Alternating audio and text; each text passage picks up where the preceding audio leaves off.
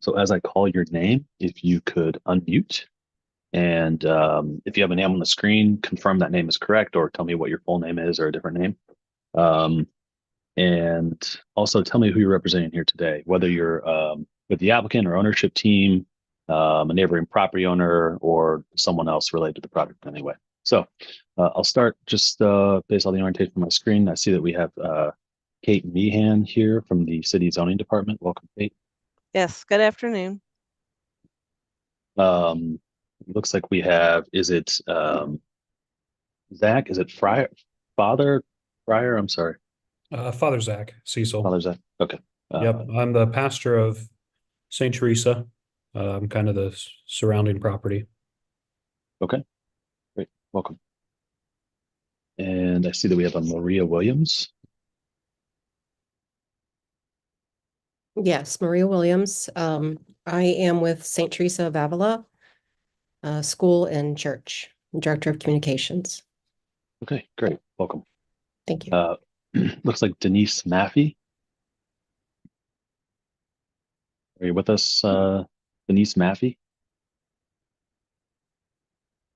Okay, back to her. Looks like she is not connected to audio, so we'll come back. Karen Ball. Yeah, Karen Ball, West Price Hill Community Council. Right, welcome. And someone under Steve. You're with us. It's Michelle Stevens, and I'm with St. Teresa. I'm the Director of Student Engagement. Okay, great. Welcome. Jennifer Ostertag. Yes, I'm here. I'm the principal at St. Teresa, which is the surrounding area of the building. Okay, welcome. A Sean Newman. Good afternoon. I'm the president of West Price Hill Community Council. Welcome. Someone listed under Ebony. Yes, hi. I'm Ebony Yates, and I'm actually the participant that is asking for the zoning relief. Okay, great. Welcome, Ms. Yates.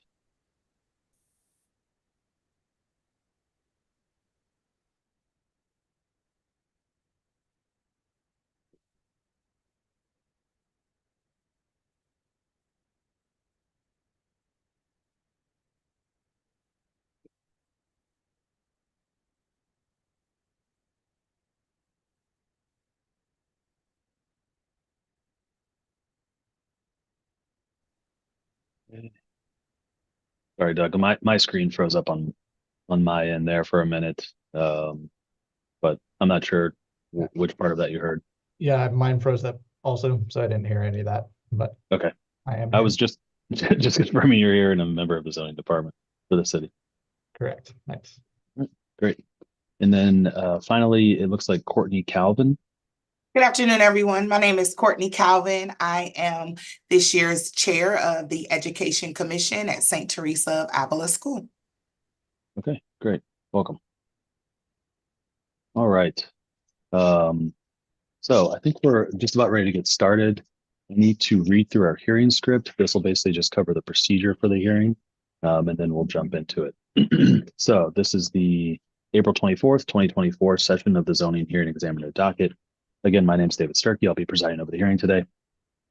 The case before us today is case number ZH20240032. That is 4843 Glenway Avenue. The purpose of this hearing is to allow applicants and any potential opposing parties to testify and to offer and refute evidence and testimony. This hearing will follow the rules found in the zoning code and the supplemental rules of the zoning hearing examiner. All testimony and evidence that an applicant or any potential opposing party wishes to offer must be presented at this hearing. The hearing will proceed as follows. The applicant, the applicant's attorney, or the applicant's agent first present the applicant's case. So we'll first hear from Ms. Yates, and I'm actually going to go just a bit out of order, and I'm actually going to allow Ms. Meehan from the City Zoning Department, who prepared a staff report, to just give us a brief table setting of what exactly the relief that's requested is, and what that standard is. We'll then go to the applicant, Ms. Yates, to tell us about the application, what exactly it is that she's proposing, and then, of course, why she believes that it's appropriate for that particular property. We'll then move to the public, which I believe includes everybody else here. So each member of the public will have an opportunity, if they would like, to provide some testimony after the applicant has presented its case. I don't believe that we have any attorneys here today. Is that correct? Or anyone representing either St. Teresa or West Price Hill or the applicant as an attorney? Okay. So after the public has had an opportunity to speak, I'll then move to the zoning department. Mr. Owen and Ms. Meehan can provide some testimony in addition to the staff report that's already been submitted. In the event that any party testifies or offers argument in opposition to this application, excuse me, the applicant will have an opportunity to respond or to rebut that testimony that was offered in opposition. And then finally, the applicant will have an opportunity to make any closing statements. So after all presentations have been made, I will close the hearing. Decisions may be expected within 2 weeks. I may limit or exclude any testimony that I deem irrelevant or outside the scope of the application being considered. I may interrupt any speaker to ask questions or to make any comments. In the event of any technical difficulties with the Zoom technology, I'll do my best to troubleshoot those issues on the fly. But to the extent there's some defect with the tech that prevents us from meaningfully going forward with this hearing, I may continue or postpone the hearing at my discretion. Okay. Last thing I need to do is just swear in all of our witnesses. So if you intend on providing any testimony here today, asking any questions, making any comments, really doing anything other than just strictly observing, the zoning code requires that I swear you in, and that testimony is sworn. So if that's you and you know you'd like to provide some testimony during this hearing, I'm going to collectively swear all of those people in right now. If you're not certain or you don't think you're going to and you decide to later, I can always swear you in later. But if you know now that you'd like to say something, I'd like to just collectively swear all those people in. So if you could take yourself off of mute, if that is you, I'll need everyone to raise their right hand and to answer out loud. Do you swear or affirm that the testimony you shall provide will be the truth, the whole truth, and nothing but the truth? I do. I do. I do. Okay. Okay, great. Thanks, everyone. All right. Let's see. Ms. Meehan, are you ready to, and Mr. Newman, were you just raising your virtual hand as well as your physical hand there? Yeah, I'm sorry. Okay. But, No. God love AI. Yeah, no, that's perfectly fine. I just want to make sure you didn't have something urgent you needed to communicate. All right, Ms. Meehan, are you ready to tell us exactly what the zoning relief is that's requested here today? Yes, I can. Thank you, David. So the matter before us is for a conditional use approval to allow for a transitional housing program, and that's programs 1 through 4, use on the ground floor of a building that is not a mixed use building in the CCM zoning district. So in CCM, transitional housing is permitted with the limitation that it be located above the ground floor of a mixed-use building in the CCM zoning district. So this would be the same limitation applied to a single-family dwelling, two-family dwelling, multifamily, developmental disability dwelling, any of those uses within CCM zoning district, because again, the intent or thought is that the first floor is a commercial use and not residential. So conditional use approval is needed for the location on the ground floor of a building and for the standalone residential use in a building that is not a mixed use building. It was historically built as a two-family residential dwelling and not a mixed use commercial building. So the primary question, I think, is will a residential use on the ground floor and not having a commercial use on the ground floor of the site result in adverse effects on the immediate neighborhood? Okay. So I think just to be that's clear, if this proposal was to only have the transitional housing on the second floor or upper floors, it would be permitted by right under the zoning code. That's So correct. this is only because it's a commercial zoning district and they want to put some residential on the first floor. Is that right? Correct. If this Okay. was a mixed use building with a commercial use on the bottom floor, they would be allowed to locate the housing use on the second floor It is permitted in CCM. Got it. Okay, thank you, Ms. Meehan. Mhm. Okay, with that, Ms. Yates, if you're ready, I'll turn it over to you to tell me more about the project and why we should grant this. Hi, thank you for this hearing here. As was stated before, if it was not a residential building, it will be permitted without the use of a hearing. Basically, the transitional home is for adults with disability, mild disability services that need support in ADLs, which is everyday daily living skills. It's already a daycare that is in this area. So there will be no violence or no that will bring up the property down or that bring harm to the resident neighbors.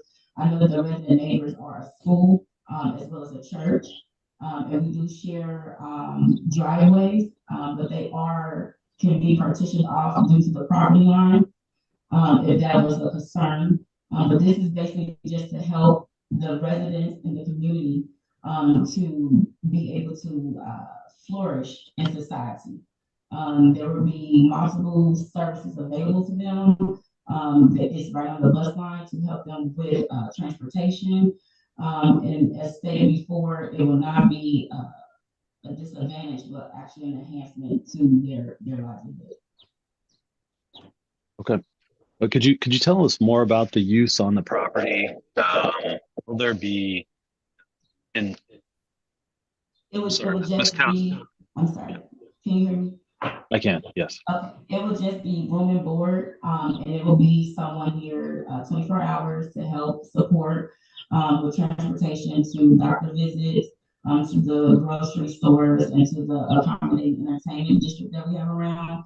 It will also be able to be used for their caretakers to come, therapists to come, and basically that will be the environment. Gotcha. Okay, so it'll be, you said room and board, but there'll also be someone. It'll be staff 24 hours. It'll be staff 24 hours. Okay. But there will also be some therapeutic services and other services provided on site. Okay. Yes. All right. And you said that the population, because I think, transitional housing, I think when people hear that, can think a lot of different things. Can you tell us a little bit more about the population that you plan to serve? The population is those that suffer with mildly disability mentally, cognitively, basically, and some may have some impairment with physical. So some physical impairment, but you're saying cognitive impairment? Yes, that's majority. Okay.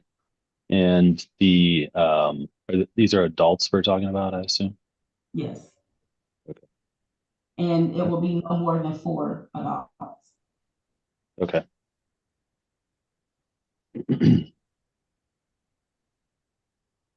Is it hard for anyone to hear, or is it just me?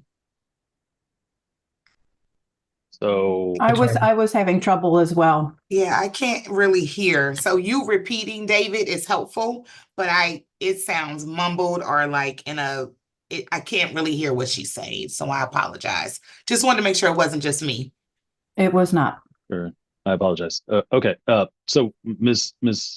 Calvin, were you able to hear anything she said at all?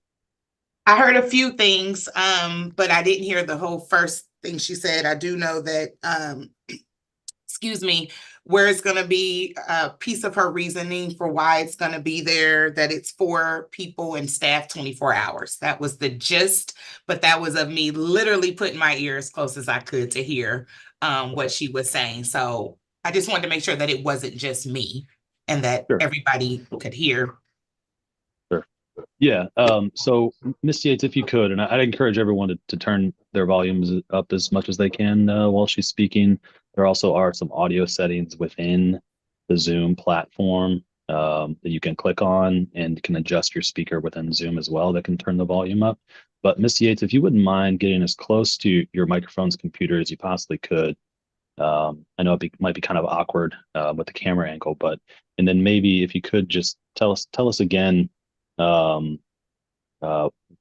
little bit more about the proposal and the population and the use on the property. So, can you guys hear me? I can hear you fine. Is anyone else still having problems? It was better that time, but it seems like you're gonna have to keep your face closer. And my computer's set up, for normal meetings every day. I hear you fine and everyone else fine. It was that microphone. Okay. Yeah, Miss Yates, if you could just get closer and speak as loud as you can, that'd be great. Thank you. So basically, the proposal is for a transitional home for no more than 4 adults. They will have slightly disabilities with cognitive impairment. They will be staffed 24 hours. There will be therapeutic services as well as transportation services to their residential caretaker or to their doctor appointments. It will help with their ADLs, which is activities of daily living that may be impaired with them living on their own. This poses no threat or violence because I know that you guys are a school as well as a church. This is actually to enhance the residents and the clients' social uplifting, to be able to be in the logistics of everyday society. Okay. All right. Ms. Yates, is there anything else you want to tell us before we move on to the public? And I just want to reiterate that this building is historically like kind of out of place because it has no retail at the bottom. There are many more apartments that surround St. Teresa School that have residents that live in them, that have caretakers come and management. I've spoken with them personally because I wanted to get a feel for the community. It's just that my building does not have a retail at the bottom.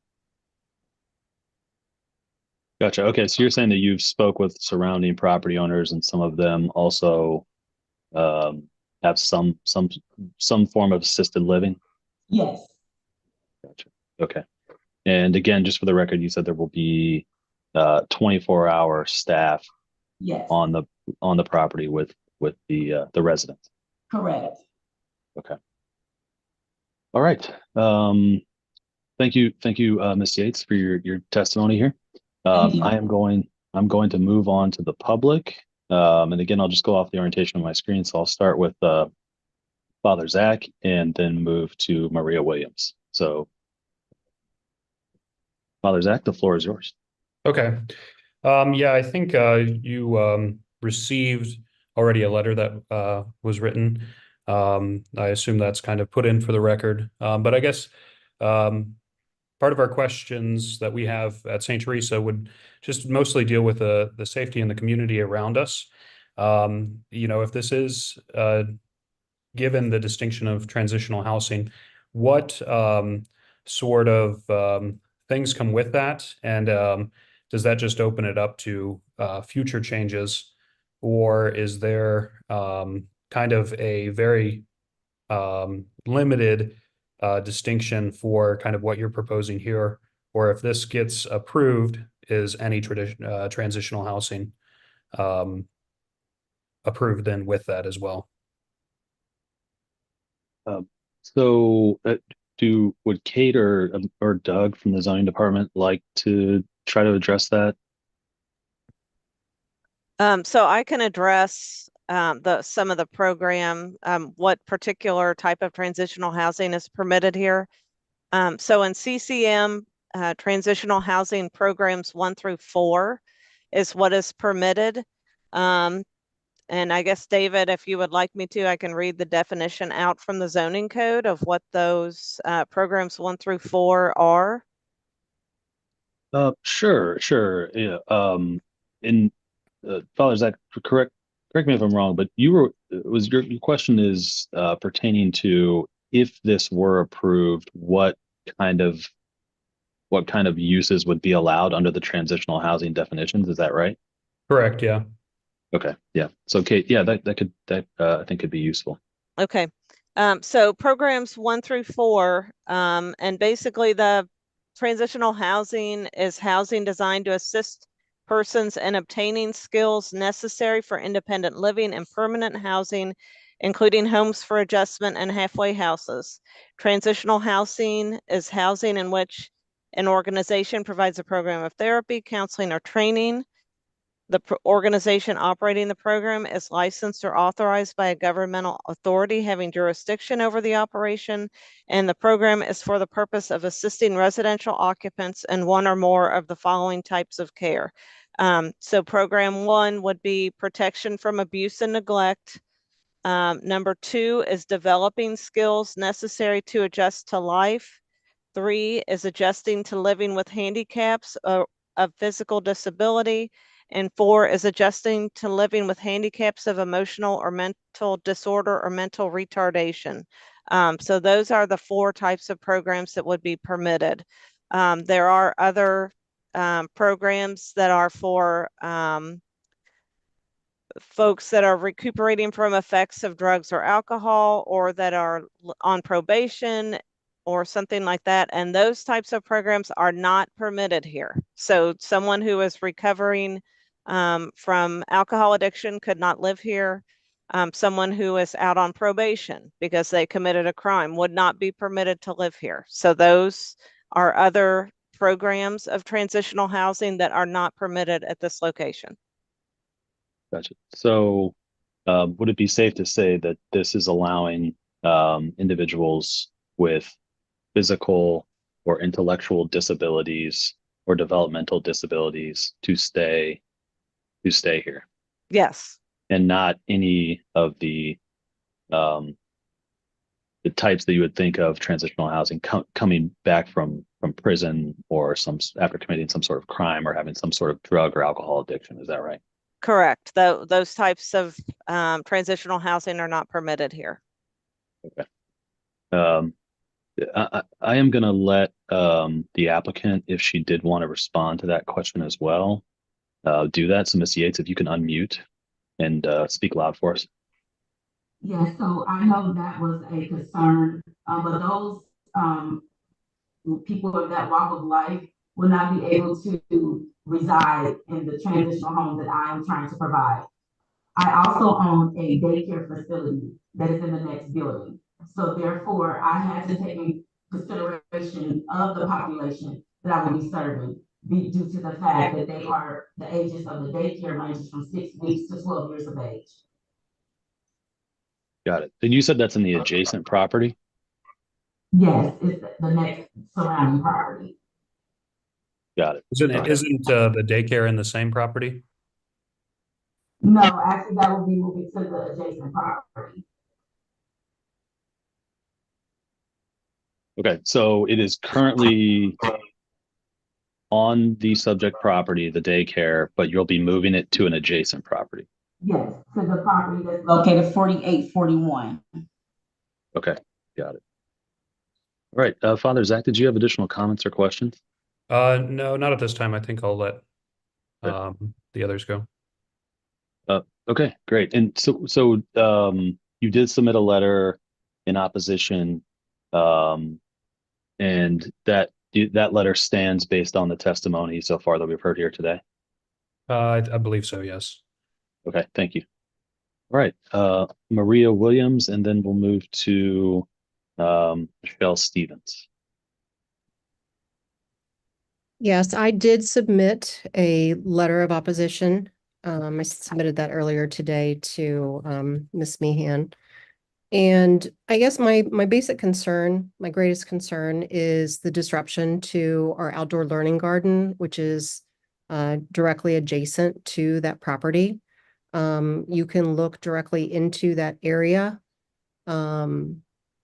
both ways. So whether children are out there learning or people are in the building looking out, there can be some interaction in between. And I'm concerned about the children feeling comfortable if someone's standing there watching them that isn't their teacher or another classmate. And I'm also concerned about them being distracted by anybody who's there as well. It's when you're I'm not an expert in people with disabilities and dealing with them, but I do know that there can be, such a wide range that there is that opportunity for outbursts or inappropriate behavior. And we do take great, go to great lengths to ensure the safety of all of the children and all of the faculty. And, I just see this as a opportunity for there to be a lot of discomfort. We also have a very large youth group that is active on the campus. And there are times when they're coming late at night. They're high school students. They're driving in and out. Sometimes they're going out to the, trash bins that are out there to empty trash. And I just don't want anybody feeling uncomfortable at any time. We've put a lot of effort into the Safe Parish program and into our security systems. And I'm just extremely concerned about that and about parents and parishioners being uncomfortable as well. Okay. All right. Thanks. Ms. Yates, did you want to respond? Yes, because I just want to make sure that we're not tiptoeing into discrimination, because as of right now, it could be someone living here with a disability, but we still have the same view because we're on the top floor. So we can look directly over if it was in a bedroom, if it was in the living area or the dining, and see the same thing. So I'm just trying to make sure that what is being said is about being uncomfortable.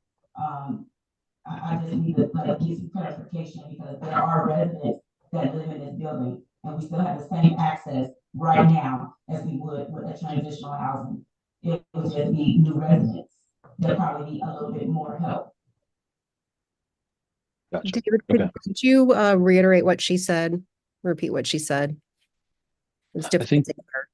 yeah, and Ms. Yates, if you want to me up here, but my understanding was that she wanted to make sure that that we weren't getting into any areas of discriminating based on people's disabilities, because there are people that are allowed to live on the second floor with disabilities, and there are generally people allowed to live, like it can be used as a residence on the top floor. And so I believe that's what Miss Yates was articulating there. Is that right, Miss Yates? Yes, that's correct. I just want to know what's the difference from a now current resident living there with disabilities versus a home that is being held through the government system of people of disability. What is the difference? Because we can still see the same view. We still see the same view, hear the same children. You guys actually use my parking lot for your children and parents. So I just want to know what's the difference in that with stating about the disabilities and being uncomfortable. Got it. Okay. Thanks, Miss Yates. Miss Ball has her hand raised. Miss Ball, did you have something that I'm just going to go in order here and try and let everyone speak? Is there something you feel that you need to say right now? Do you need to leave or something? I have a question for Ms. Yates on her response that she just gave. So if you could just jot that down or make a note of that. I'm just going to try and keep this going in some sort of decorum here. So I'm now going to move on to Michelle Stevens, and after that, I'll move on to Jennifer Ostertag. Michelle Stevens, if you could At this unmute. time, I don't know that I have anything to say. Okay, all right, thank you. We'll move on to Jennifer Ostertag and then Sean Noob. I don't have much to add with Father Zach and Maria Williams. I don't think uncomfortable is the word. I would think that the word is that our students are being safe, they're being safe, like we're providing a safe environment. Yes, we do have lots of residential homes in the neighborhood, and if something does happen that makes our students feel unsafe, we are calling the police to come and intervene. So we're making sure that this house is not one where we're going to constantly be calling the police. Transitional housing could meant a lot of things. So I understand this is minor disabilities, and I understand that, but I think our biggest concern was making sure that our students are safe and not, which is what we do with all of our residents located around our property. Okay. All right, great. Thank you, Ms. Ostertag. Appreciate your testimony. Okay, we'll move to Sean Newman, and then we'll go to Karen Ball. Okay. Mr. Newman? Well, we understand that transitional housing can mean a lot of things. When you have MRDDs and those with cognitive decline, from personal experience, before I moved back to Cincinnati, I lived in a 4-building apartment complex that changed into transitional housing for MRDDs.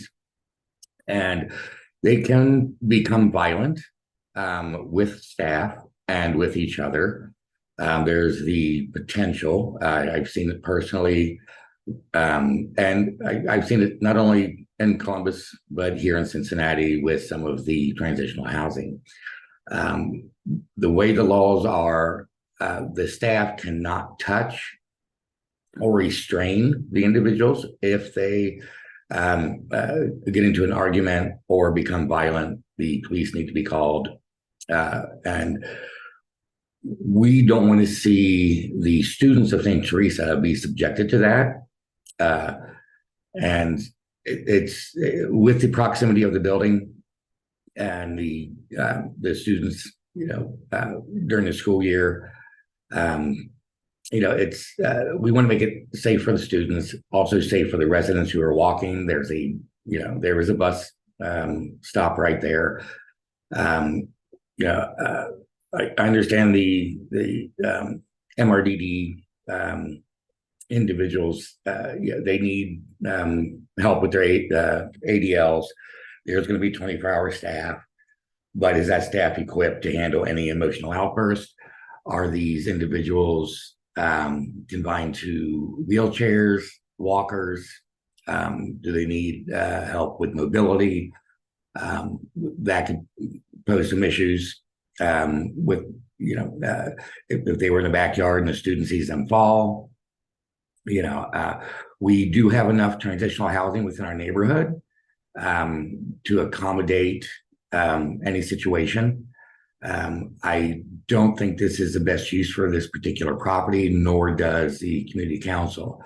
If this particular use of property were to be a different location and not within the proximity of the school, I don't think we would really have that much of an issue with it. Just with the firsthand experience I have with that type of clientele, if they're not taking their meds or refuse to take their meds, and again, with the cognitive decline and potentially mentality being of a 6 to 10-year-old or slightly higher, if they're lower functioning, they're going to have tantrums. It's just inevitable. Even as adults, we have tantrums when things don't go our way. These are adults who are with the cognitive decline can and will present these issues. And again, being with the proximity of the school, it's a great concern for us and the safety of the children and the parishioners, especially on the Sundays with Mass. And I don't think I have any further comments. Okay. All right, great. Thank you, Mr. Newman. Appreciate your time, your testimony, and the West Price Hill Community Council being involved in this conversation. I'm going to let Ms. Yates respond if she would like to. Ms. Yates, if you could, again, continue to get close to that mic and speak up. Yes. So as opposed to the staffing requirements, under the licensure of the state of Ohio, we will have the maximum trainings and requirements. That's one good thing about being under licensure, is that we're held to a higher standard. This isn't just a residential home that I'm allowing people with disabilities or cognitive development to reside. We're actually under the statute of the licensing of the state of Ohio.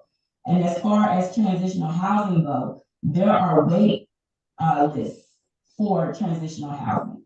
So therefore, within this area and also within and out of Cincinnati.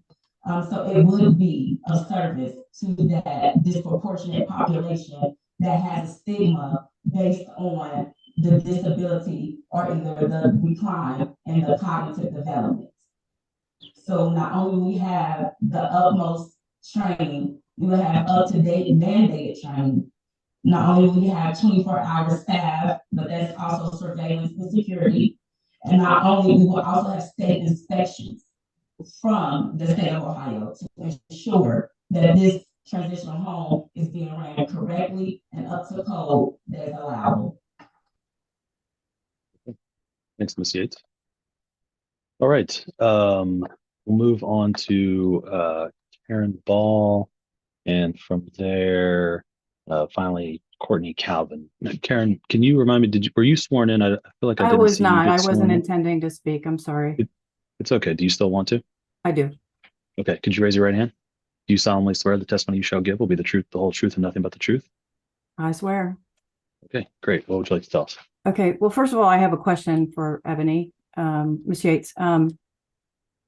Do the current tenants have services, mentors living with them currently? I'm sorry, can you repeat the question?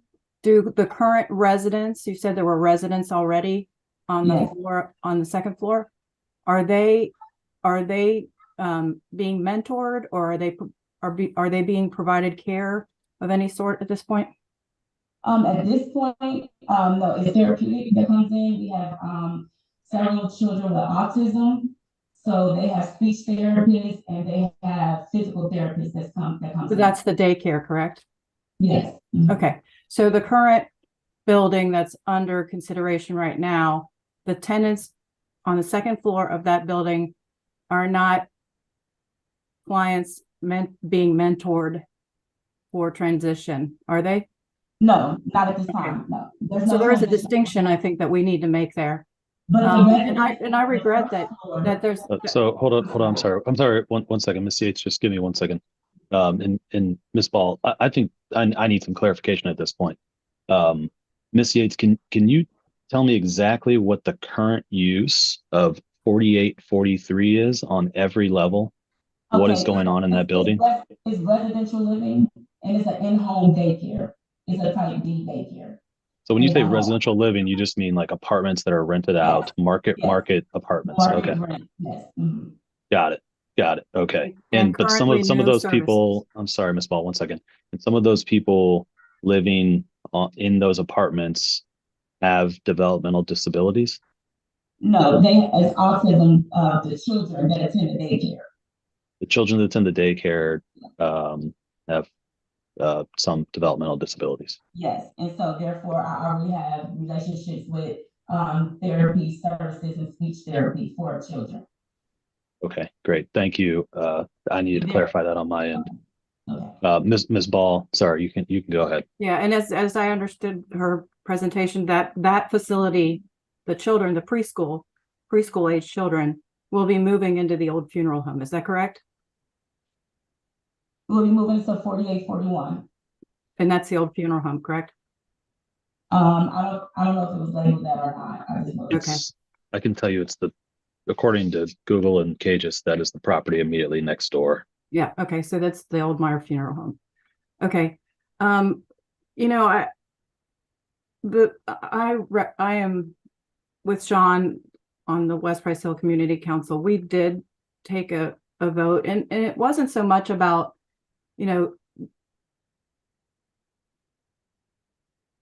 this change. It's about the zoning and the zoning allowing this type of use so close to a school, because it's got flexible tenants, it's got different kinds of services being provided. Seems to me there should be some distance requirements for across the board in zoning for consideration of K through 8 schools. That I think is a problem on the zoning side itself. From my perspective, we shouldn't have to be put in a position where someone thinks we're discriminating against folks with disabilities, because we don't. We have been the most welcoming community for 20 years, and we don't object to a lot of stuff. But this one just feels wrong because of the proximity to the school and the unknowns in the future about, the needs of those folks and the staffing levels. Everybody's looking to hire, staff of these kinds of facilities. We've heard is hard to get. And, even preschools are having trouble getting staff. So I think there's some legitimate concerns about the proximity to any school for this type of use in general. And that's where I'm coming from. So, I can just say briefly that to restrict where people that fall under a protected class under the American with Disabilities Act, to restrict where they're living is very, very problematic for a municipality, and I think opens them up to liability. So that would be a reason why. We're talking that could be a reason why. we're not talking about. I'm not talking about. I'm sorry, Ms. Ball. I don't mean to meet you, but just let me finish, please. I'm just explaining to you why the city. One reason why the city might not have that sort of protection in place, because it might not be constitutional. But as the law exists today, and what I have to examine, the scope that I have to examine is what the law is today. And in this circumstance, because this is a commercial district, it really doesn't have anything to do with the school. But since this is a commercial district, they're not allowed to have this type of residential on the first floor. They are on the second floor.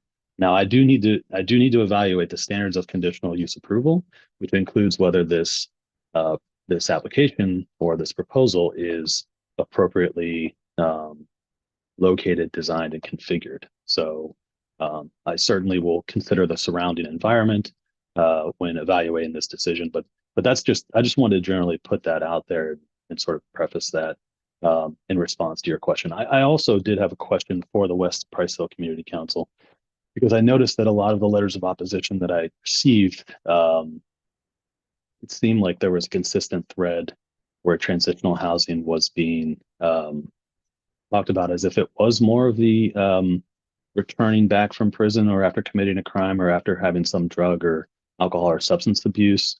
Was the West Price Hill body and board aware of the type of transitional housing that this was when they made their vote?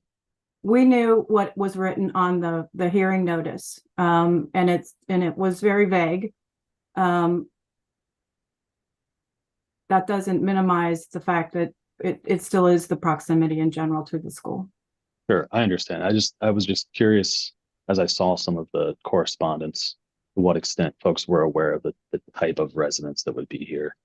I personally knew. I personally knew what the zoning code is on that, but other folks that wrote letters may not have known. So I can't say one way or the other. Okay. All right. Thanks, Ms. Ball. I really do appreciate your comments and your testimony. And is there anything else you'd like to provide while you have the floor? Okay. Ms. Yates, did you want to respond at all to anything Ms. Ball said? Yes, I would like to ask a question for the school as well as the community council. So do you guys not enroll children with disabilities in school?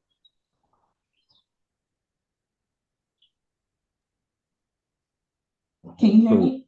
Yeah, I think they can. Can I just answer that? I have 2 grandkids in the school, and one of them has ADD. And so whether you consider that a disability or not, I see things differently. Let me just say that. I have been around Down syndrome. I've been around all the challenges with mobility for 30 years or more. So would it be appropriate to ask that if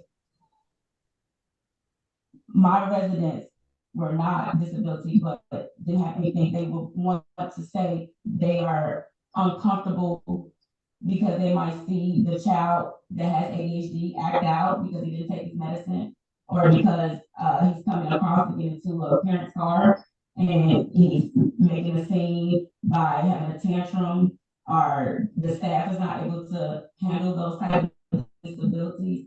Would it be appropriate to say that that would be fair? So, Ms. Yates, I understand the point you're trying to make. We're going to leave that a rhetorical question because Okay, I think we need to avoid the cross argument as much as possible. But I understand the point that you're making. It's noted. I would like to give Ms. Calvin an opportunity to weigh in here. Ms. Calvin. Awesome. Thank you, Ms. Yates, Mr. Starkey, Ms. Meehan, and Mr. Owen, just for having me here today. So, as mentioned before, my name is Courtney Calvin. I am the chair of Education Commission at St. Teresa of Avila, where I am currently also a parent of an 8th grader as well. And so I just have a few questions, few thoughts. I wrote them down before I forget as we were all talking. So here we go. Ms. Yates, will this property and this programming and residential housing be owned and operated by you and only you, or is there a partnership of some sort happening with this? So I guess I'm just going to ask, and then if she can answer at the end, that would be great. How long does one stay in this residential housing? Is this a person comes in today and they stay 2 weeks, and then we have another person come in, and then another and another? So that was a question I had. Is this transitional housing male and female, co-ed, or is it just male, or is it just female? Is this the first home residential that you have had and operated under your name? I think also too, a thought that this will deeply affect our enrollment, as we are already a small school. I think something like this could possibly, once parents get full wind, that this could affect us in, some may consider a positive or a negative way. When is this facility looking to open was another question. I also have a question, this could just be for city. Where is the closest residential housing of this type in the vicinity? And is the closest one in the vicinity next door to a school? Rules surrounding violation. Let's just say there is someone who violates, or Ms. Yates, God forbid, violates an Ohio law or a city ordinance. What is the repercussions there for that?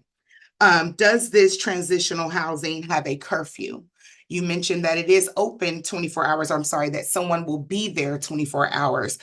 Are the residents free to come and go as they please all hours of the day and night?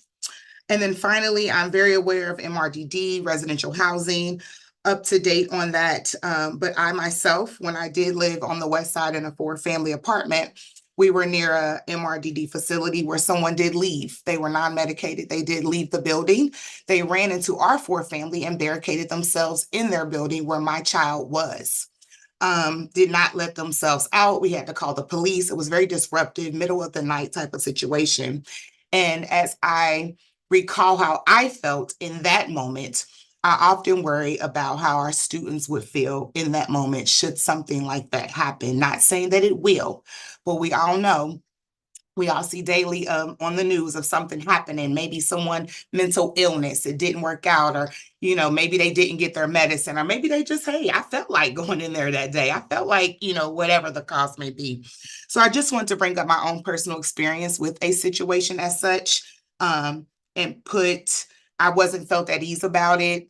I still have thoughts about what happened, and has since bought a home because of a situation such as that away from the area. So those were just a few of my thoughts as we navigate through this, and hopefully a resolution is found. No one is saying on this call that we do not want people who suffer from, transitions in their life, as we all have, but no one is saying that we don't want them to be rehabilitated. That is the ultimate goal that I'm hearing from you, Ms. Yates, that you do want these persons to be rehabilitated and back into society. We all want that too. We are a Christian Catholic school. We want the best for everyone. However, we are not sure at this moment that this facility next door to our school is the best option. And I conclude. Okay, thank you.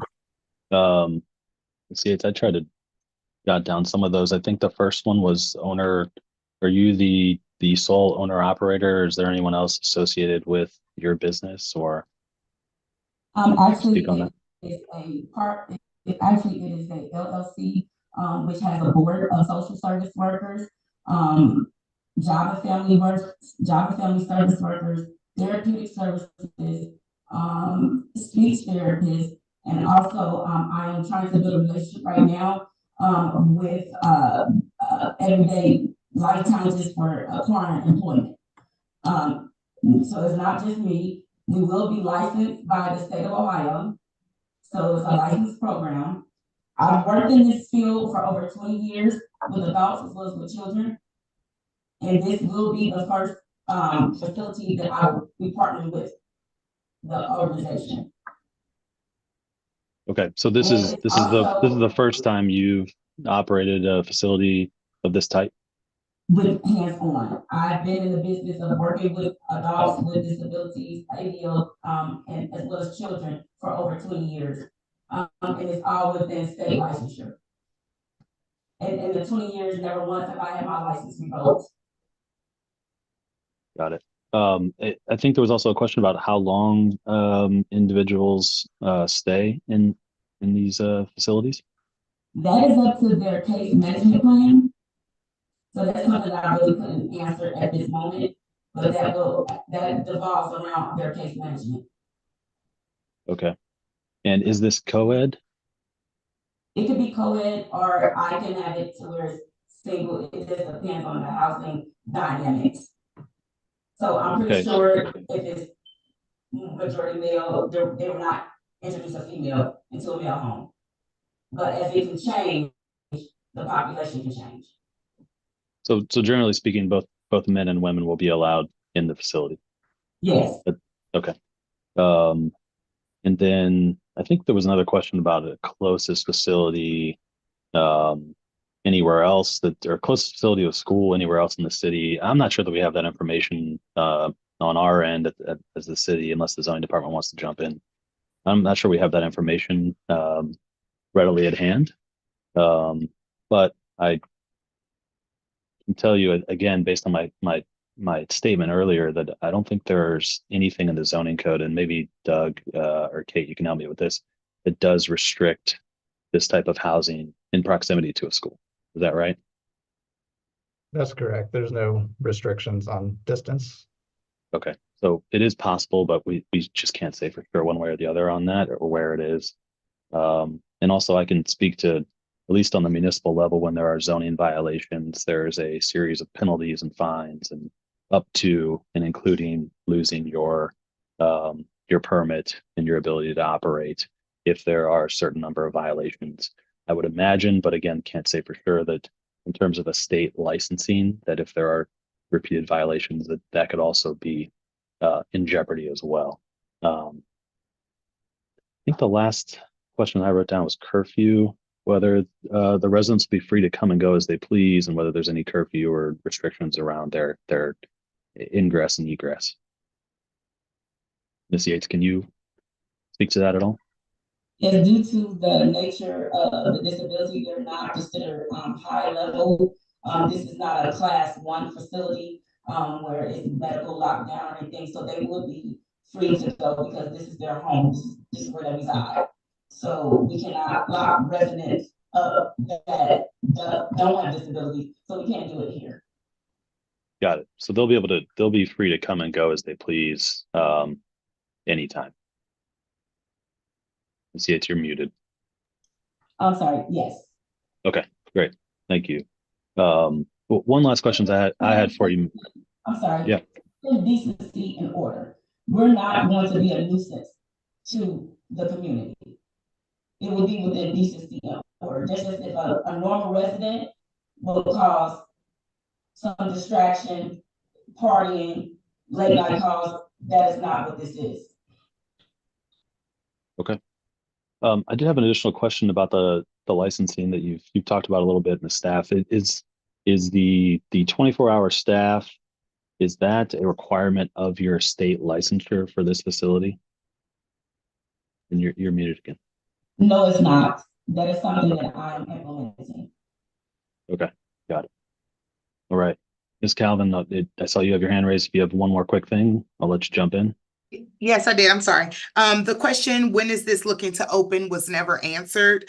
And then finally, Ms. Yates, are you the owner of the building that this facility will be going to? Do you own that under the city, or does someone else own that building? We're looking to open by the spring of next year.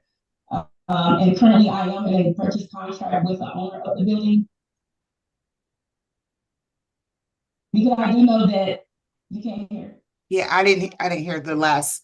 I heard you say spring 24, 25, sorry.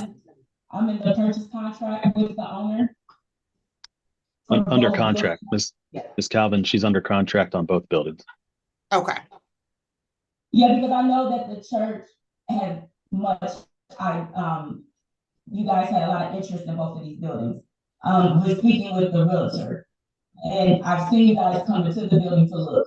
So I know that it has been on you guys' plan as well. Okay, great. Thanks everyone. Ostertag, did you have something quickly? Yeah. Sorry. Yes, I just want to verify something. So if this transitional house is under the class of 1 to 4, if Miss Yates bought this house, if this contract went through and the zoning was changed to this, and Miss Yates decided to sell it because it is a transitional home now, is there a possibility that that could then become one of the homes from someone coming out of jail, off of drugs, off of alcohol, anything like that? Or will it only be just the disabled adults? Yeah, no, it would well, Kate, do you want to address this? I'll defer to the zoning department here. Sure. So again, the programs 1 through 4 that I mentioned at the beginning of the hearing are the only types that are permitted. So if someone tried to come in and have established any kind of transitional housing for people who have just gotten out of prison, that is not permitted here. That's not permitted. Those types of transitional housing are only permitted in certain types of zoning districts.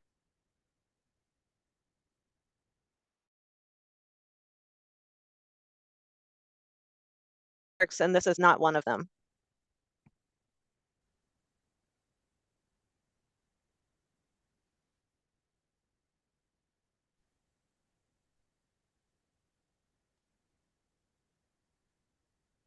But my screen froze. Mine froze up too, so I don't know if that was. Why don't we could you do that one more time just for the record? I apologize. Sure. So the programs 1 through 4 are the only types of programs of transitional housing that are permitted here. Someone could not have a facility for people that are under criminal justice supervision or on probation. That type of transitional housing is not permitted in this zoning district. So they could not have a transitional housing facility of that type here. It's not permitted. Yeah, and I'll just add to that. Even if this were approved to allow this type of transitional housing, if she were to sell it or were to go to another type of facility, it would have to fall within that 1 through 4, that same type of transitional housing. It wouldn't automatically extend that permission to the alcohol abuse or the criminal transitional housing types. However, unless the use was abandoned for some amount of time, a new facility would be able to come in, and these permissions would apply to them, again, only under the same types of transitional housing with the same types of residents. Okay, I'm going to give Ms. Ball one more opportunity, then we're going to have to move on from public comment. Ms. Ball, is there anything you had quickly that you wanted to say? Yeah, based on the response to that last question, I would transition this zoning transitional 1 through 4 does not require a license, does it? So I actually am not sure that I can answer that question because I think that the licensure comes from the state. I mean, with it. So, okay, so if someone came in and they wanted to do have some use under the current zoning 1 through 4, would they be required to have a license from the state by order of the zoning code? Not by order of the zoning code. Okay. And again, zoning department, please back me up if I'm stating that. But no, this is strictly just what type of use can be in there, and yeah, that's it. Well, yeah, I believe that's right. Okay. We are going to move on to the zoning department now to provide testimony in addition to their staff report, or to summarize their staff report. And so, Ms. Meehan, I'm going to turn the floor over to you. Thank you, David. I don't really have much else to add. I've kind of made my comments early on. But again, I just would reiterate that this is the transitional housing programs 1 through 4 is permitted here with the limitation that it be located above the ground floor of a mixed-use building in the zoning district. So again, we are going through this process to permit the transitional housing to be on 2 floors of a building that is not a mixed-use building. And that's why we are going through the conditional use approval. If this was a mixed-use building, that means it had a commercial or retail use on the first floor, and an apartment above. Transitional housing could be located there without having to go through a conditional use approval. Again, if it was existing as a mixed-use building. Yeah. And Ms. Meehan, so you do not believe then, based on your analysis, that, well, do you believe that this is appropriately located, designed, configured, and minimizes adverse impacts? I mean, I would say that it is, again, because it is a permitted use in CCM. There are other 2-family dwellings also in CCM. There's other, residential 2-family and multifamily buildings nearby. I mean, I believe the intent of the particular zoning district is that most buildings would have a commercial use on the ground floor, but in this case, this building appears to historically have always been a 2-family dwelling. So, it just happens to be in a commercial zoning district, but the 2-family use appears to have been established well before current zoning. Right. Thanks, Ms. Meehan. All right. Ms. Yates, this is an opportunity for you to respond to anything you've heard during the hearing. Yeah, the floor is yours. I just want to thank you, the City of Cincinnati, the zoning, everyone here for allowing me to say my piece. It's just this transitional home. It's in a different, like Ms. Mia said, it's been this way before the zoning code. My biggest is to help the community and to help the residents that has a stigma already due to their medical condition or to their mental condition to be a part of society, to take away that I'm fearful. I don't want my children to be around it. I don't want it to interrupt my life. That is my biggest advocacy for these residents here. And thank you guys. Right. I think we will leave it at that. I have a lot to consider here, and I'd like to take some time. I also am going to just do a site visit where it's essentially a drive by or walk through of the surrounding area to get a better idea of the conditions in that particular around that particular property. So I'll take that. I'll consider all the evidence, all the letters that I've received up to this point, and I will render a decision. I mentioned at the beginning that typically takes about 2 weeks. There's quite a bit here to go through, so it may be slightly longer than that. But after I make a decision, I have to formalize that in a written decision that I will put into a PDF, and I'll email to everybody who's in the hearing here today. So you all will have a copy of that decision really just moments after it's complete. There is an appellate process if you disagree with that decision, either way, that's available to you. And there will be a notation on the actual decision of the deadline for an appeal and how to appeal that.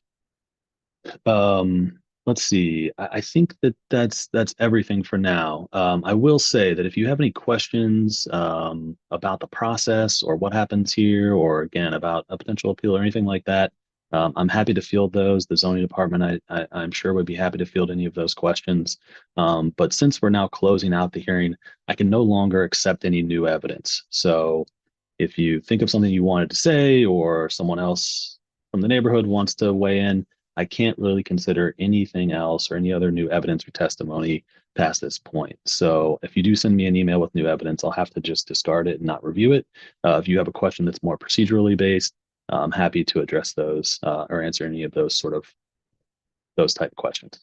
I want to thank everyone for your time and your testimony. Really appreciate that.